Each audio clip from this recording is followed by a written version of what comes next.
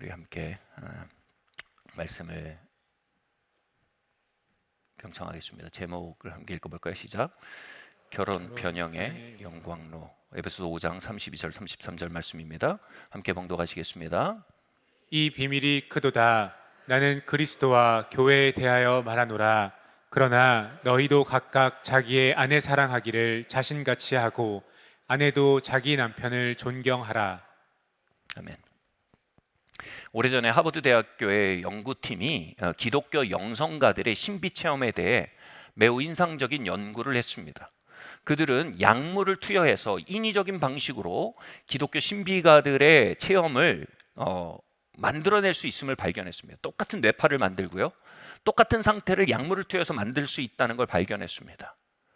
그 자체로는 거의 이 진짜 기독교 신비 체험과 약물을 투여한 이런 인위적인 체험 사이에 구별이 어려울 정도였습니다. 근데 유일한 구별점이 여기 있었습니다. 그 신비 체험 이후였습니다.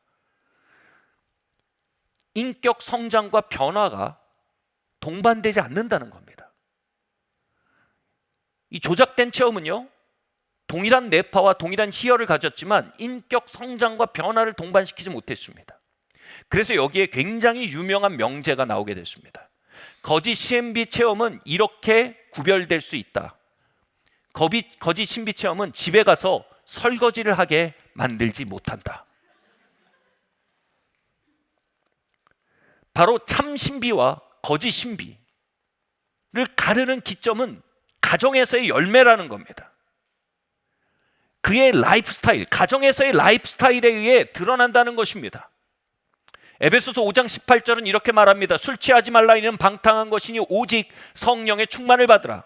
술 취함은 거짓 신비 체험의 대표적인 사례입니다. 그 거짓 신비 체험에 대해 경계하면서 진정한 신비 체험의 시금석을 제시하는 바울은 느닷없이 이렇게 얘기하는 겁니다. 아내들이여, 남편에게 복종해라. 남편들이여, 아내들을 보호하고 사랑해라. 느닷없이 결혼이란 컨텍스트를 끌고 오는 겁니다.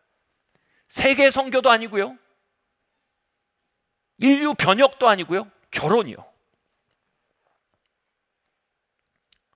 저는 오래전에 세계적으로 관심과 동시에 논란을 동반했던 성령운동의 현장에 방문한 적이 있었습니다. 저 역시 장로교도로서 굉장히 부정적인 선입관과 인식을 가지고 참여하게 됐는데, 그런 저의 가드를 다 내리고 마음을 열고 감화되게 만든 일이 있었습니다. 뭐냐면요, 그곳에 있는 능력도 아니고요, 절묘한 말씀도 아니었습니다. 그곳에 모여있는 사역자들은 한결같이 아내를 사랑하고 존중하는 모습으로 젖어 있었습니다. 알 수 없지만 그것보다 강력한 설득력은 저에게 없었습니다. 이것이 바로 바울이 이야기하는 지점입니다. 그곳에 계신 하나님은 그들로 집에 가서 설거지하게 만들어주는 하나님인 겁니다. 더 좋은 남편, 더 좋은 아내를 향해 한 걸음씩 내어딛게 만드는 하나님이었던 것입니다. 우리가 섬기는 하나님께서 잡신이 아님을, 우리가 믿는 복음이 자기 최면이 아님을 이 세대에 어떻게 입증할 겁니까? 죽은 사람을 살리고 위대한 일을 이룸으로요? 건강하고 사랑 넘치는 결혼 관계의 회복을 통해 우리는 그것을 이 시대에 시위하도록 요청받고 있습니다. 그것은 이 시대에 하나님의 살아계심과 복음의 진정성을 시위하는 가장 성경적인 방법입니다. 다음 말씀 함께 읽겠습니다. 시작. 남편들아, 아내 사랑하기를 그리스도께서 교회를 사랑하시고 그 교회를 위하여 자신을 주심같이 하라. 젊은 나이, 아니 어린 나이에 교회를 개척했던 저의 마음은 굉장히 큰 비전으로, 야망으로 불타고 있었습니다. 건강하고 강력한 교회를 일으켜 이 땅에, 이 한국 땅에 부흥을 임하게 하겠다. 그 중요한 일을 품은 저에게 당시 신혼이었던 제 아내는 차선으로 밀려나 있었습니다. 그리고 아내는 차선이기를 온 존재로 거부하고 있었습니다. 잦은 갈등이 일어났어요. 남편의 큰 뜻을 돕지 않으려는 아내가 원망스러웠습니다. 아니, 이 큰 뜻을 앞에 두고 소꿉장난을 하자는 거냐? 그러나 성령께서는 저를 멈춰 세우시고 저를 경책하셨습니다. 아들아, 너는 유능하고 유명한 목사가 되려 한다. 그런데 네가 섬겨야 할 대상은 바로 그리스도의 신부된 교회이다. 교회가 그리스도의 신부, 그리스도의 아내일진데 그리스도의 신부된 교회에게 필요한 건 유능한 목사나 유명한 목사가 아니다. 좋은 남편이다. 나는 네가 유명한 목사가 아닌 좋은 남편이 되길 바란다. 그래야 나의 아내된, 나의 신부된 나의 교회를 너에게 맡길 수 있지 않겠느냐.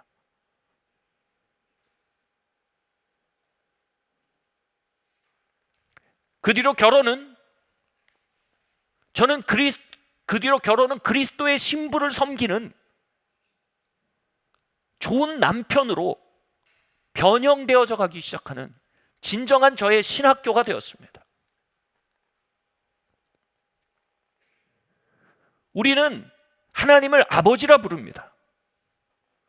그런데 하나님은 종종 우리에게 그냥 아버지만이 아니라 장인 아버지이실 때가 있습니다. 장인 하나님이요. 야망과 큰 뜻을 향해 당신의 딸을 옆으로 밀쳐주고 달려가려는 저를 멈춰 세우고, 영준아, 그거 아니야. 내가 너에게 맡긴 내 딸을 먼저 존중하고 사랑하는 것을 배우기 바래. 그 결혼이라는 하늘의 신학교에서 이 장인 하나님은 저의 삶의 범사에 동행하셨습니다. 정말 임마누엘이세요. 공평하신 하나님께서 제 아내에게는 시아버지 하나님으로 동행하고 계신 줄을 저는 믿습니다. 그러셔야 됩니다, 주님. 모세는요, 이스라엘 민족을 출애굽시키는 지도자로 불림을 받았습니다. 얼마나 영광스러운 부르심입니까? 그 부르심에 응답하기 위해 길을 떠났습니다. 그런데 부르신 하나님이 모세를 막으시는 겁니다. 그리고 그의 아내 십보라로 하여금 모세에게 할례를 행하게 합니다. 그 할례가 행해지자 하나님이 모세를 놓아주어 그 부르심을 향해 나아가게 하십니다. 신약에서 할례는요, 마음의 변형을 의미합니다. 마음의 변화를 의미합니다. 더 정확히 말하면요, 에스겔에서 이렇게 말했죠. 돌 같은 마음을 벗겨내고 부드러운 속살을 드러내는 행위, 이것이 마음의 할례입니다. 모세는요, 어릴 적에 부모를 잃고 입양되어서 바로의 양아들로 자라났습니다. 의붓형과 경쟁적인 관계 안에 자라났고요. 그 권력 다툼에서 지면 죽을 수 있는 것이 왕의 가족입니다. 그러던 중 자신이 이스라엘 백성임을 알게 되고 자신의 백성을 향한 애정으로 말미암아 그 백성을 보호하다가 애굽 사람을 살인합니다. 살인하면요, 마음의 어떤 감각이 죽는다고 합니다. 그렇게 하면서까지 동족을 보호했는데 이제 동족은 그를 보호해서 그를 배신해서 그를 밀고 가려고 합니다. 그는 도망쳐서 40년 동안 광야에서 떠돌이로 살았습니다. 그는 버림받고 배신당하고 모든 것을 잃어버린 야인이었습니다. 그 수많은 일들 속에 그의 마음은 돌처럼 굳어졌습니다. 그런데 하나님은 그에게 하나님의 일을 맡기기에 앞서 그 마음을 할례하셔야 했습니다. 돌 같은 마음을 제하고 부드러운 마음, 섬세한 마음, 이 마음을 회복시키셔야 했습니다. 그때 하나님은 모세의 아내 십보라를 사용하셨습니다. 모세의 아내를 통해 모세의 돌 같은 마음을 할례하신 것입니다. 그리고 그 아내를 통해 할례되어졌을 때 비로소 그는 자신의 부르심, 하나님의 백성을 섬기는 일을 향해 나아갈 수 있었던 것입니다. 어쩌면 모세가 그 길에 만났던 하나님이 제가 만났던 장인 하나님의 임재가 아니었을까 싶습니다. 아내를 통해, 남편을 통해 나의 마음을 할례하신 하나님, 내 마음의 깊은 것들을 드러내신 하나님, 내 마음에 뒤틀린 삶의 역사들을 드러내시는 하나님, 그리고 기어이 그 깊은 속사를 드러나게 하시고 회복하게 하신 하나님. 베드로전서 3장 7절은 이렇게 말합니다. 함께 읽겠습니다. 시작. 남편들아, 이와 같이 자식을 따라 너희 아내와 동거하고 그를 더 연약한 그릇이요 또 생명의 은혜를 함께 이어받을 자로 알아 귀히 여기라. 이는 너희 기도가 막히지 아니하게 하려 함이라. 아멘. 여기서 유업이라는 단어가 나옵니다. 유업은요, 하나님이 우리 각자를 향해 가지고 계신 계획이고요, 땅입니다. 모세의 유업은요, 출애굽의 지도자로서의 삶이었습니다. 그게 모세의 유업이었어요. 저에게 유업은요, 산위의 마을교회와 기타의 사역들입니다. 이게 하나님이 저에게 가지고 계신 유업이었어요. 또 하나님은 여러분 각자를 향해 유업을 가지고 계십니다. 아멘. 그런데 그 유업을 우리에게 주시는데 어떻게 주신다고요? 우리의 배우자와 묶음으로 주신다는 거예요.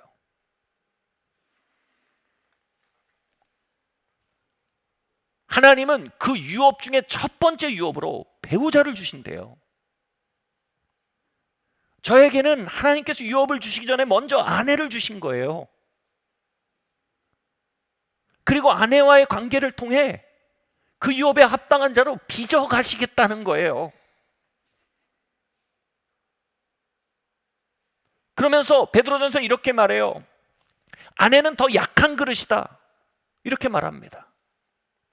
여러분, 더 약한 사람은요, 그 사람의 본질을 드러내는 엑스레이입니다. 아내는 육체적으로 더 약하기 때문에 남편이 무시하면 무시되고요, 억압하면 억압되고요, 방치하면 방치되고요, 밀어 놓으면 밀쳐집니다.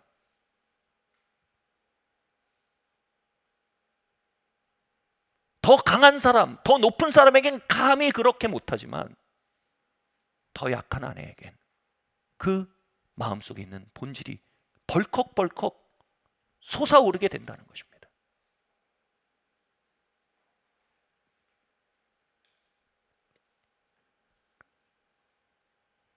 남성들이요, 우리의 본성을 드러내는 엑스레이가 바로 아내와의 관계임을, 나의 됨됨이의 현주소가 아내와의 관계임을 우린 말씀 앞에 인정하게 되는 것입니다.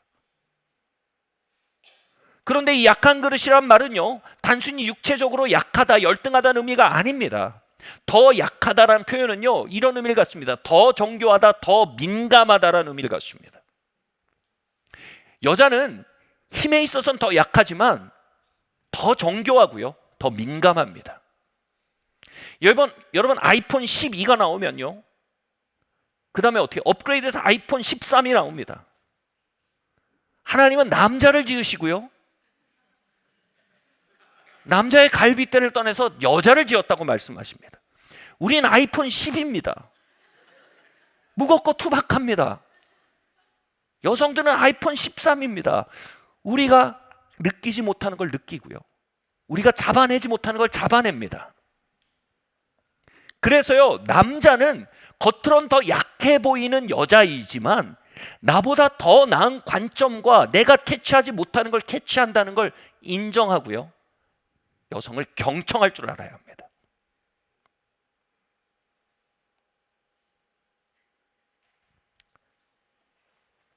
하나님은 이 땅을 아담으로 하여금 다스리게 해놓고 딱 아담을 지어놓고 보니까, 제가 이건 좀 회화적으로 표현하니까 이해해 주세요. 얘 혼자 안 되겠는 거예요.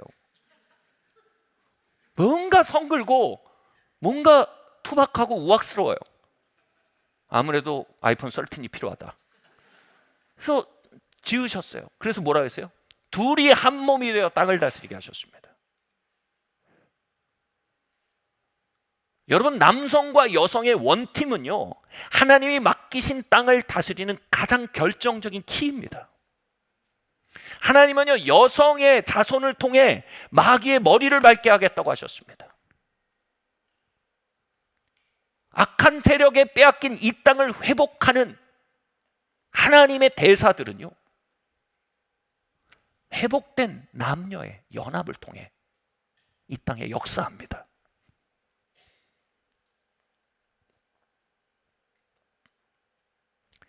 즉, 우리에게 겉으로 약해 보이는 여성들을 맡기심을 통해 우리의 본질을 드러내시고요, 그들을 경청하고 존중하게 하심으로 변형의 길을 걷게 하시고요, 그렇게 아름다운 원팀을 이루게 하심으로 비로소 하나님이 우리에게 맡기신 약속의 땅을 향해 나아갈 수 있는 돌파구를 여신다는 겁니다.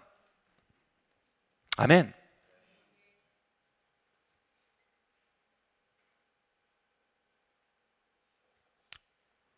바로 그 정밀한 작업들을 해가시는 하나님을 저는, 여러분 뭐라고 합니까? 도우신 하나님이 여호와 이레라고 합니다. 치유하신 하나님이 여호와 라파라고 합니다. 이 하나님을 제가 장인 하나님이라고 합니다.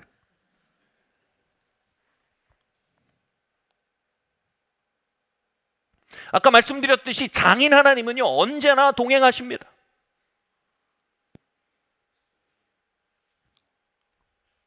아내와의 관계 안에 저희의 딱딱한 마음을 드러내시고, 남편과의 관계 안에 우리의 딱딱한 마음을 드러내시고 할례해 나가십니다.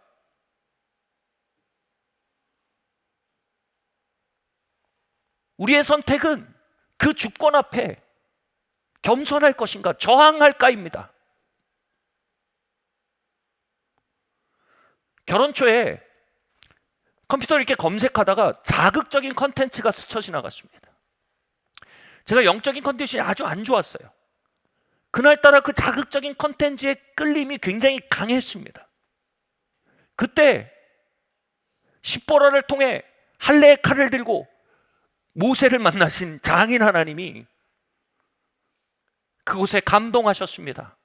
아들아, 그것은 내 딸 경화를 존중하지 않는 일이다. 나는 너에게 내 딸의 순정을 맡겼다. 너는 그 순정을 지키고 보호하고 존중해야 한다.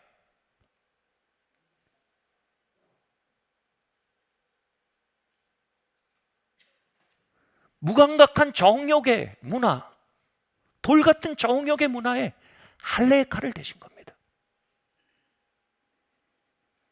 그 앞에 하나님 하고 마음을 낮출 때 우리의 마음속에 부드러움이 회복됩니다. 또 다른 방법으로 다 이렇게 산다고요 뭐. 그리고 내가 뭐 바람을 피는 것도 아니고요. 이렇게 돌같이 마음을 하면요, 마음은 높아집니다. 한 번은 너무 많은 스트레스를 받았어요. 집에 왔는데 아내가 의도치 않게 저를 자극했습니다. 화라산이 터져 나왔어요. 막 신경질을 부렸습니다.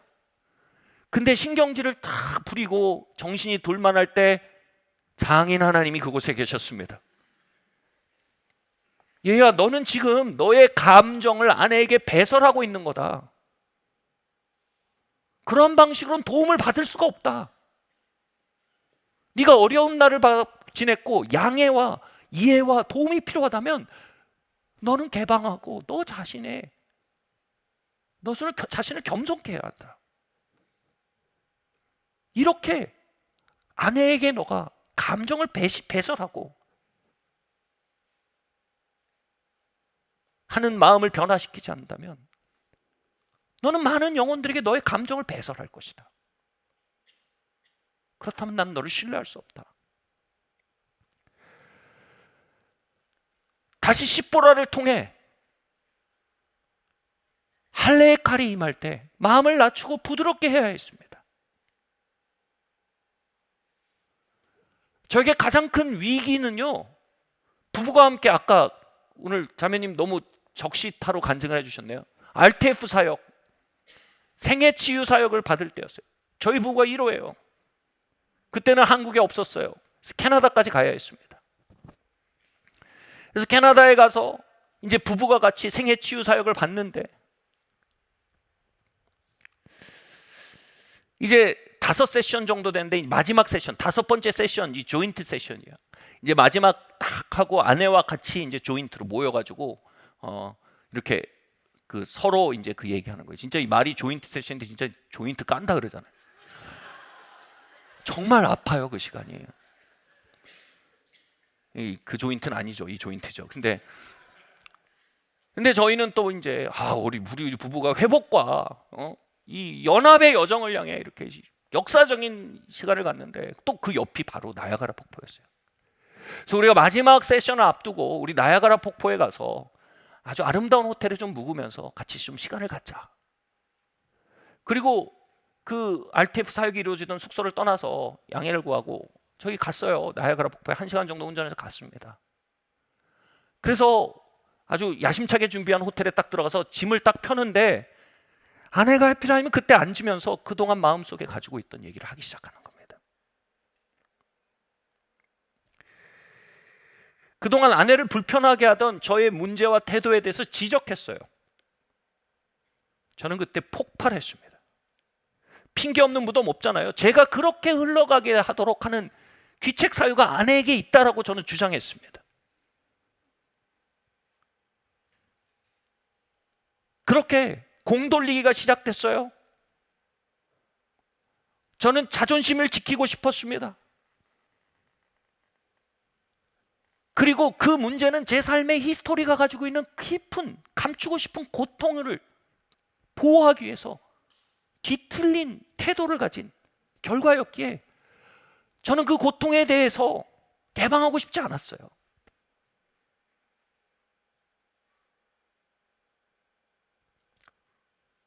그렇게 저희는 그 아름다운 호텔에서, 나야가라 폭포를 향해 있는 그 아름다운 호텔에서 정말 초자연적으로 12시간 동안 내내 싸웠어요. 밤새도록요. 다음날 그래도 약속이기 때문에 마지막 세션을 향해서 돌아가는데 정말 돌아가고 싶지가 않았어요. 상담자들이 염라대왕 같았고요. 도살장에 끌려가는 것 같았어요. 차를 운전해서 가는데 차에서도 내내 싸웠어요.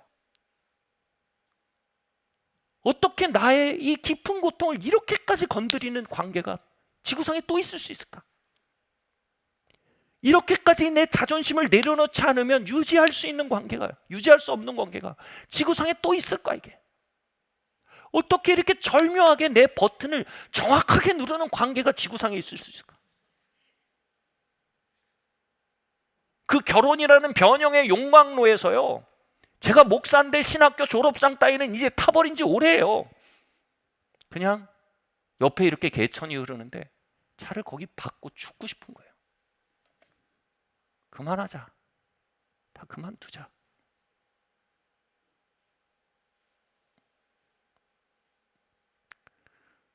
이를 악물고 운전해서 사역이 벌어진 자리에 들어오고, 차마 사역을 받을 수 없어서 아내를 먼저 밀어넣고 저는 방에 들어갔습니다. 방에는 호텔에 침대에 몸을 던져서 이렇게 누워있다 엎드렸다 하는데, 뻔히 보이는 거예요. 들어가면 상담자들이 이렇게 말할 거예요. 이 문제에서 당신의 책임은 무엇인가요? 당신의 반응 중엔 더 나은 선택이 있을 수는 없었습니까? 그렇게 선택할 수 없었던 이유가 있다면 솔직하게 나눠주실 수 있나요? 그 말을 들으면 정말 싸울 것 같았습니다. 정말로 하나님께 말했어요. 하나님, 여기까지입니다. 하나님, 더는 못 갑니다. 난 여기까지입니다. 그때 다시 십보라의 하나님, 장인 하나님, 내 삶의 유업을 가지고 먼저 아내를 보내신 하나님, 그 하나님께서 감동하셨어요. 아들아, 너는 지금 자존심을 선택할 수 있고 겸손을 선택할 수 있다. 너는 귀책사유가 그쪽에 있음을 주장하며 비난을 선택할 수 있고 이 문제에 있는 너의 책임을 인정하고 받아들일 수 있다. 너는 이 속에 드러나는 숨은 고통들을 회피하기 위해 아내까지 같이 회피해버릴 수도 있고 너의 아내를 정면으로 마음으로 대하기 위해 숨어왔던, 감춰왔던 고통을 대면하고 인정할 수도 있다. 그렇게 치유의 길을 떠날 수도 있다. 그리고 마지막 메시지는 너무나 명료했습니다. 이 모든 건 너의 선택이다.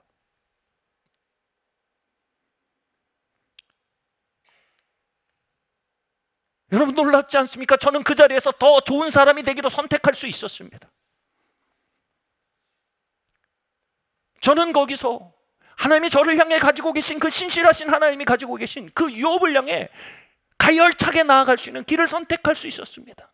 그것은 단지 고통스럽고 얄궂은 자리가 아니라 저의 더 멀리 갈 수 있는, 더 높이 갈 수 있는, 더 깊이 갈 수 있는 돌파구를 발견할 수 있는 위대한 기회의 자리였던 것입니다.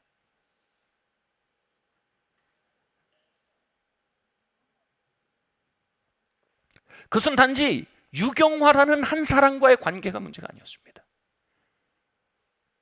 나의 인생에 대한 진실을 대면할지 말지에 대한 자리였으며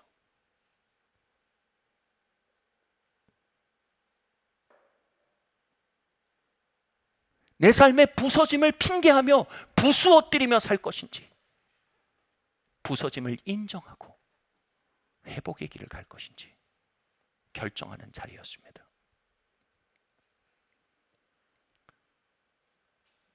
순간 장인 하나님 앞에 경외감이 몰려왔습니다.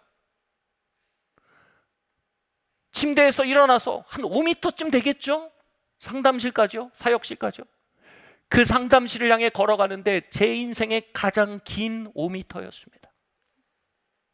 자존심이 비명을 질렀습니다. 제가 그렇게 외면하려고 했던 깊은 핵심 고통들이 저를 협박하기 시작했습니다. 두려움이 제 뒷목을 잡아 당겼습니다.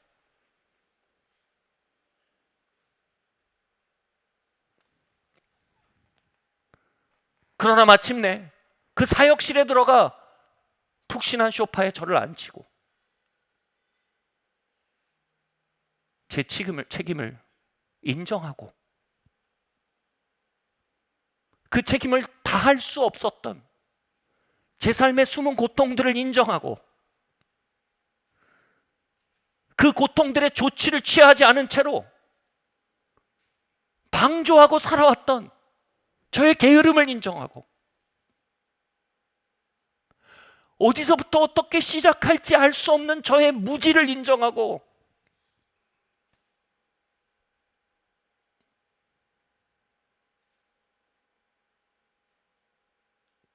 사역자에게 도움을 구하고 아내에게 자비를 구하고 용서를 구하고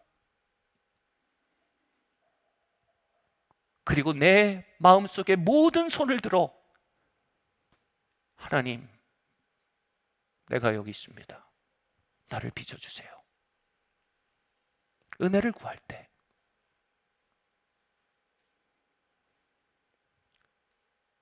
멀지만 가야 할 길, 힘들지만 가야 할 가치가 있는 길, 그 여정을 향해 발을 내어디딜 수 있었던 것입니다.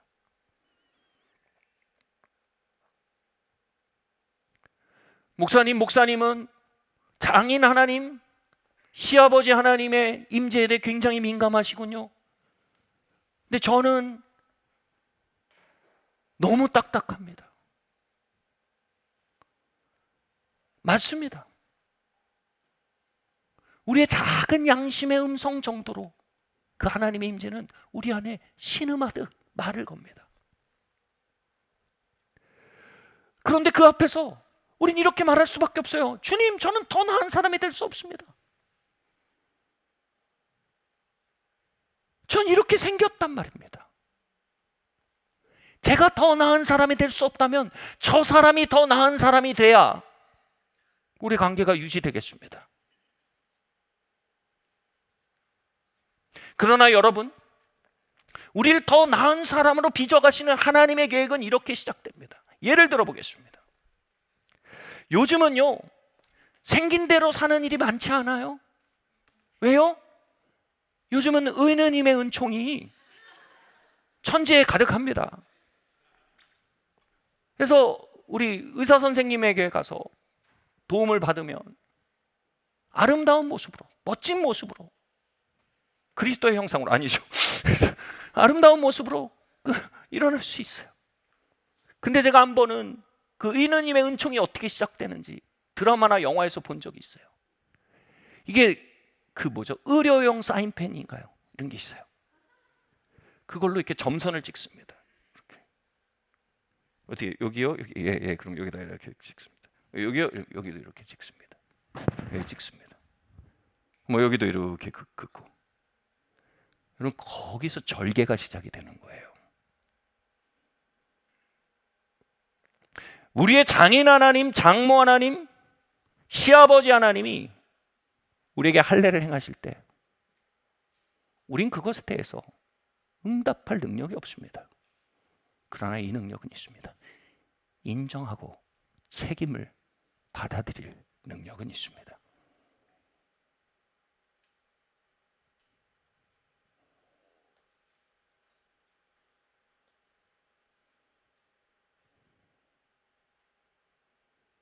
그때 우리의 영혼에 절개선이 그어집니다.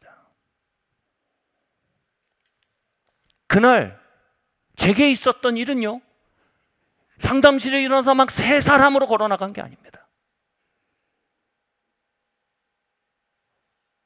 하나님 앞에 제 책임을 인정하고 제 고통을 방치하고 잘못된 방식으로 그 고통에 반응하며 살아온 저의 라이프스타일을 인정하고, 그로 인해 아내를 존중하거나 사랑하기보다는 밀쳐내고 공격했던 저의 범과를 인정하고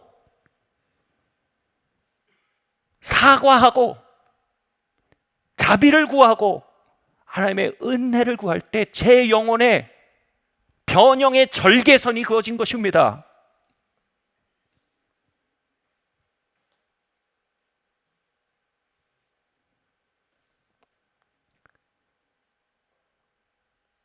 우리 영혼의 은혜님,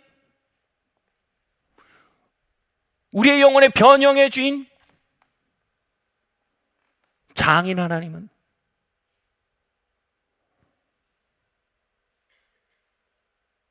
하나님의 시술에 사인펜을 들고 우리를 찾아오십니다. 딸아, 이건 좀 그렇지 않니?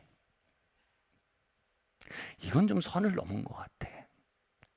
이건 네 감정이지. 이걸 거기다 덮어씌울 일은 아니지 않냐? 아들아, 이건 네가 어려서부터 이렇게 살아가지고 그 역기능에 상대방을 끌고 들어오는 거지. 이게 당연하고 정당한 일은 아니잖아.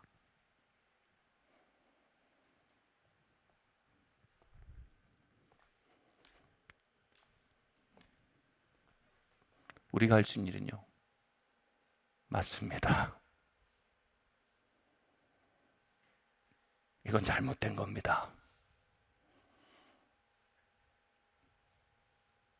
그리고 자존심을 내려놓고요, 우리의 배우자에게 가서요, 입이 안 열려요. 이렇게 하고 입을 열어서요, 여보 미안해. 이건 내 문제였어. 그때 하늘에 사인펜이 절개선을 긋는 겁니다. 거기에 은혜가 역사하는 겁니다. 변형의 은혜가요. 거기에서 우리의 영혼에 수술이 시작되는 겁니다. 베드로전서 3장 6절 말씀 같이 읽겠습니다. 시작. 사라가 아브라함을 주라 칭하여 순종한 것 같이 너희는 선을 행하고 아무 두려운 일에도 놀라지 아니하면 그의 딸이 된 것이니라. 아멘. 그런데 돌아볼 때 제가 그 5m의 상담실을 가는 게 왜 이렇게 힘들었을까요? 아니 그 진실을 인정하는 게 왜 그렇게 어려웠을까요? 두려움 때문이었습니다. 두려움의 영은 저에게 이렇게 말했습니다. 네가 너의 오랜 고통을 인정하면 너는 존중을 잃고 비웃음거리가 될 것이다. 너가 너의 책임을 받아들이면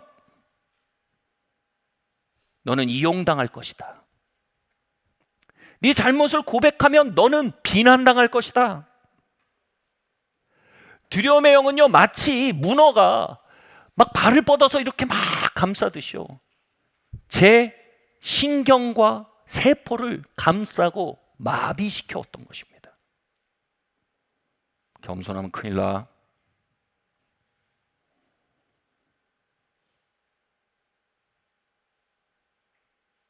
딱딱하게 하는 게 안전해.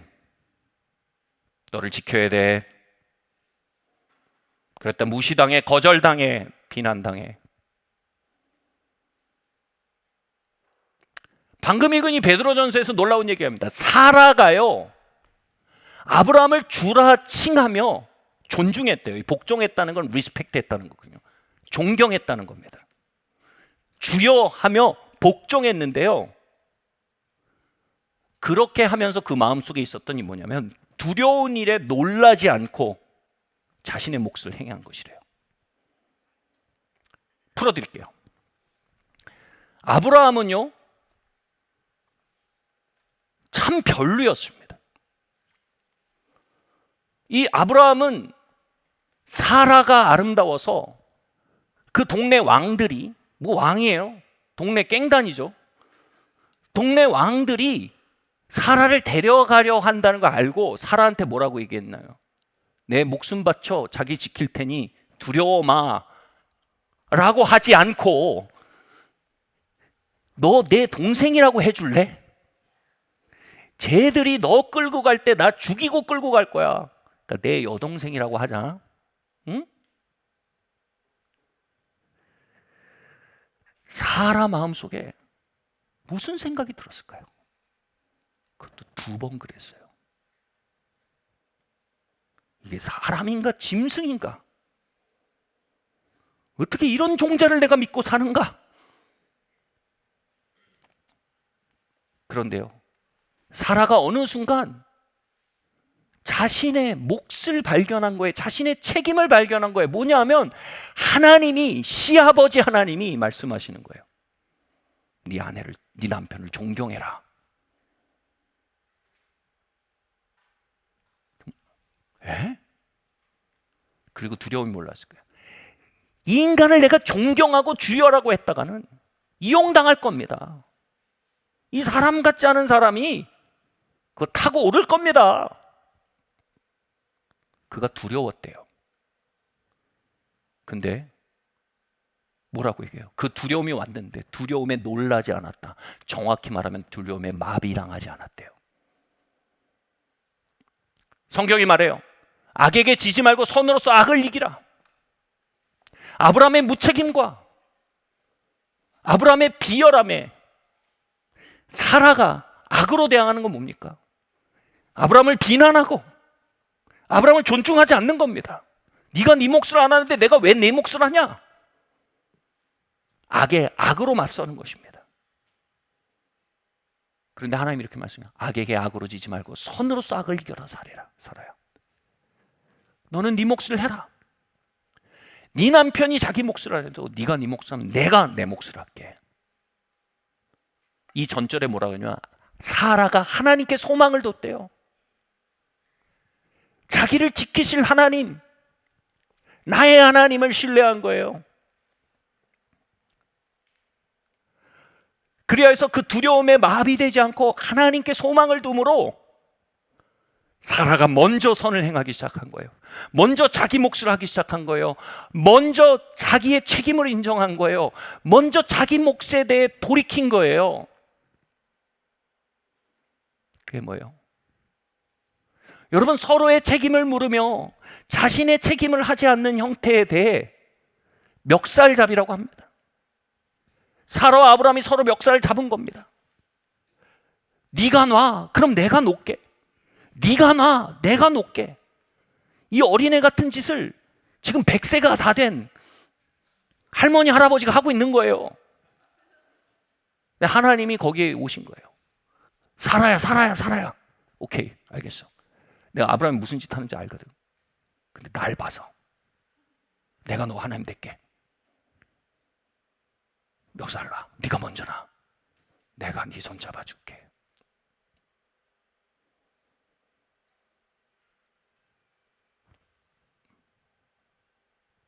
내가 이 가정의 머리가 돼줄게. 네가 은혜의 절개손을 받아들이면 내가 은혜의 수술을 시작할게. 사라는 아브라함에게 소망을 둠으로 아브라함에게 주여 하지 않았습니다. 사라는 주님께 소망을 둠으로 아브라함에게 주여 했습니다.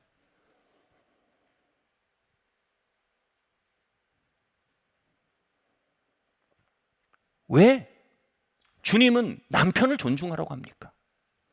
남자의 러브랭귀지와 여자의 러브랭귀지가 달라요. 여러분, 여자의 러브랭귀지는 의리가 아닙니다. 형제 여러분, 축구 같이 하는 거 아닙니다.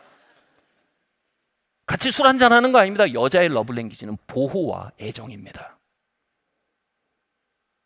여러분, 드라마 보면요, 남자가 길 걸을 때 여자를 이렇게 안쪽에 놓고 걷잖아요. 그럼 자매님들이 그래요. 이해를 못해요. 의리지. 러브랭귀지가 중요해요. 여러분, 여자는 보호하고 애정을 줄 때 그것을 사랑으로 합니다. 그래서 남자들에게 말하는 거예요. 그리스도가 몸을 바쳐서 교회를 지킨 것처럼 너희도 몸을 내놓고 교회를 지켜라. 아내를 지켜라. 그겁니다. 바꿔서요, 남자의 러브랭귀지는요, 존경입니다. 뭐 선물 사준, 오케이, 뭐 필요도 없는 걸. 여보 사랑해. 고마워. 남자의 러브랭귀는 이겁니다. 여보, 난 당신을 존경해.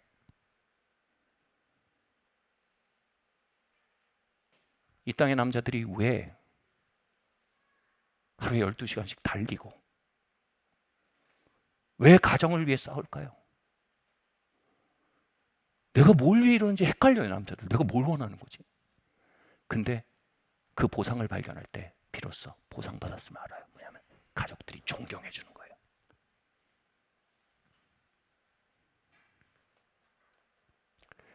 저는 남자로서 말합니다. 전 그걸 위해 죽을 수 있습니다. 삼국지를 보십시오. 관우 장비가 왜 유비를 위해 죽습니까? 유비가 꽃 사줬을까요? 유비가 그들을 인정했습니다. 그들을 존중해 줬습니다. 그 용장들이, 그 사나이들이요, 자기를 인정하고 자기를 존경해주는, 존중해주는 주군을 위해 죽는 겁니다. 여성들이요, 남편을 여러분의 관우 장비로 부리십시오.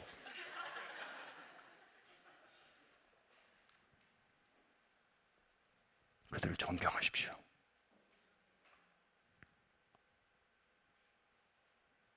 그들은 1년에 14달을, 말도 안 되는 소리지만 14달을 일하고도요, 그 존경 안에서 충분한 보상을 받았다고 느낄 것입니다. 말씀을 마치려고 합니다.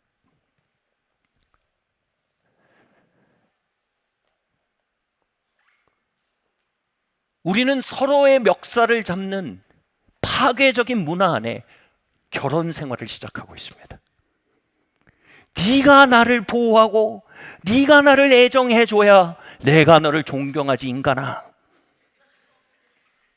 네가 나를 존경하고 남자 취급을 해줘야 내가 너에게 애정을 주지, 이 사람아. 거기에 장인 하나님, 시아버지 하나님께서 할례의 칼을 들고 임재하십니다.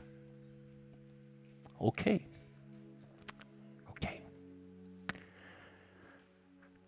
우리 각자 자기 몫하자. 하나님, 그러면 저 인간이 내가 멱살 놓으면 나한테 어떻게 할지 몰라요. 오케이, 내가 이 가정의 머리가 될게. 이건 너의 방어와 너의 견제가 이 가정의 보호막이 아니라 내가 이 가정의 보호막이 돼주겠다는 약속에 대한 사인업하는 행동이야. 네가 멱살을 놔. 내가 이 가정의 보호자가 돼줄게. 사라가 그 방문을 받은 거예요. 오케이, 하나님, 내 손을 주님께 듭니다. 이 가정을 당신의 손에 드립니다. 나의 아내를, 나의 남편을 당신의 손에 맡깁니다. 그리고 나는 당신이 명하시는 그 길을 가겠습니다. 선으로서 악을 이기겠습니다. 그리고 하루 얘기한 겁니다. 여보, 내가 당신을 남편으로 존경하지 않아서 미안해요. 당신 존경해요. 그때 문화에서는 존경의 표현이 내 주여. 갑자기 아브라함이 망치로 머리를 맞은 것 같은 거예요. 왜요? 그 가정에, 그리스도의 형상이 맺혀지지 않던 가정에 은혜의 절개선이 그어지는 순간이에요. 그리고 하나님께서 그 가정에 수술칼을 대셨어요. 비겁자 아브라함이 믿음의 조상으로 세워져 갔어요. 사라는 믿음의 어미로 세워져 갔어요.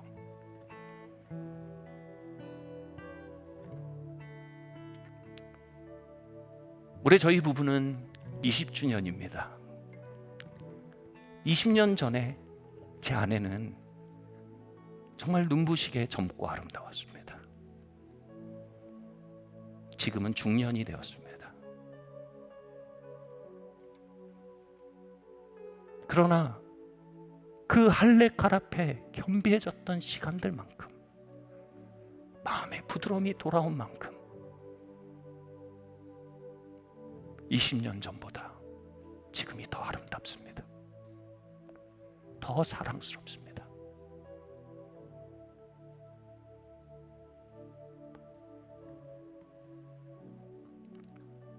저희의 성공은 여든이 되어 서로를 신혼 때보다 더 사랑하는 것입니다. 그것은 저희의 성공이 아닌 우리 모두의 성공이 되어야 할 줄 믿습니다.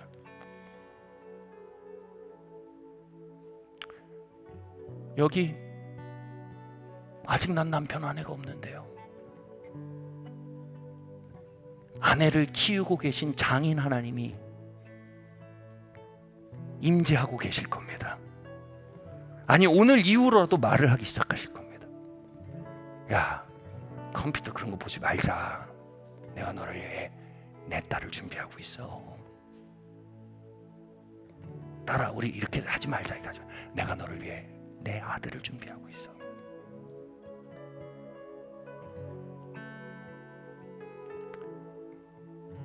저는 그 십보라의 하나님의 임재가 이 교회에 있음을 믿습니다.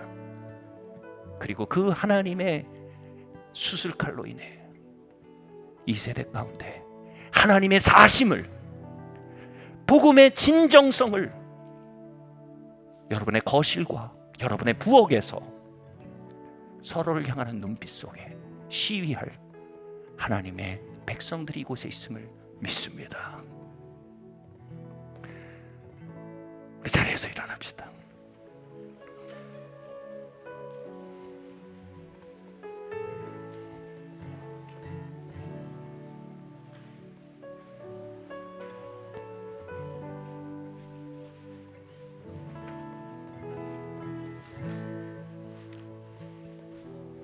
같이 한번 고백할까요? 십보라의 하나님,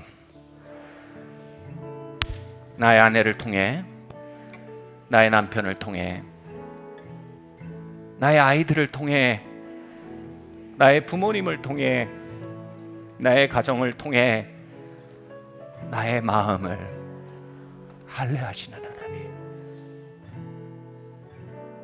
당신을 무시했고 마음을 높였고 딱딱하게 했고 탓을 돌렸습니다. 그러나 이제 시보라의 하나님 앞에 마음을 겸비케 하기로 결정합니다. 은혜의 절개선을 나의 마음에, 나의 부부 관계에, 나의 부모 자녀 관계에, 나의 아버지와 어머니와의 관계에 그어주시기를 구합니다. 멱살잡이 하던 손을 당신께 듭니다. 나의 가정의 머리가 되시며 치유자가 되시며 보호자가 되시며 왕이 되시며 우리의 가문이 하나님의 임재와 복음의 진정성을 이 땅에 시위하는 빛으로 일어나도록 대대로 임재하시옵소서. 우리 함께 찬양하겠습니다. 주가 보이신 생명의 길, 나 주님과 함께 상한 마음 들이며 주님 앞에 나가리. 나의 의로움이 되신 주, 그 이름 예수. 나의 길이 되신 이름 예수.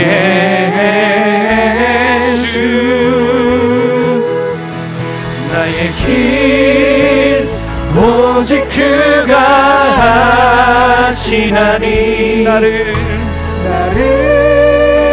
단련하신 후에 내가 정금같이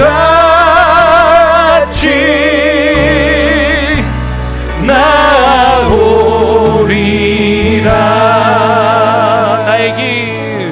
나의 길 오직 주가 하시네. 주님, 그럼에도 불구하고 주님 일하고 계십니다. 그럼에도 불구하고 주께서 섭리하고 계십니다. 인간의 악한 너머에, 얄궂은 우연 너머에 나의 길 선하시고 전능하신 십보라의 하나님, 회복의 하나님, 욥의 하나님께서 일하십니다. 내가 정금같이 나오리라. 나의 길 오직 주가 하시나니. 나를 단련하신 후에 내가 정금같이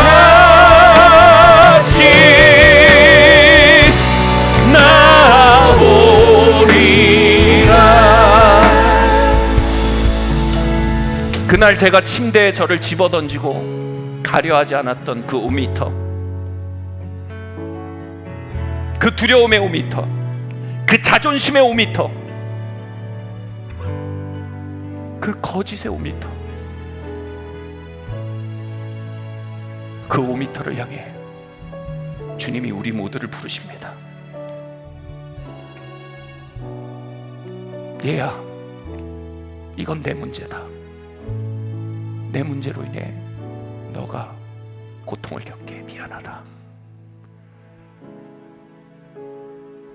시간이 걸릴 것이다. 그러나 너의 자비를 구한다. 나를 용서해다오. 아빠를 위해, 엄마를 위해 기도해다오. 그 5m를 가십시오. 여보, 내가 내 몫을 하지 않았네. 자기를 지키고 사랑하려 하기보다 무언가 받지 못했다 원망만 했네. 나의 무책임을 용서해줘. 내 마음에 많은 고통이 나를 강압해 왔지만 여보, 나를 위해 기도해줘. 이 문제를 다뤄나가기를 원해. 주님께서 이 시간 그 생명의 5m를 향해 우리를 부르십니다. 그 부르심에 응답하시는 분이 있다면 이 시간 주님께 두 손을 듭시다.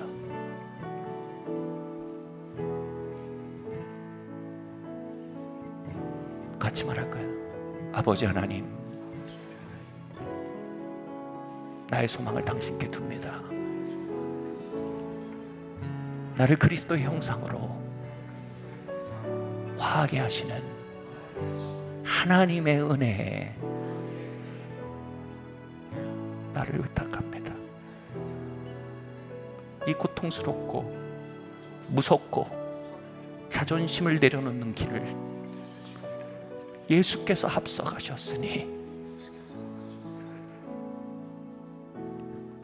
나를 도우소서. 그 길 가기 원하나 연약한 나를 도우시고 자비를 베풀어 주시옵소서. 할렐루야. 주님, 이 시간 그 씨보라의 하나님의 임재가 회복되어집니다. 부드러운 마음들을 회복해 가십니다. 여러분의 응답을 하나님께서 축하하시고 귀히 여기십니다. 내가 그 길 너의 손잡고 함께 가마. 고맙다 하더라. 고맙다 하더라.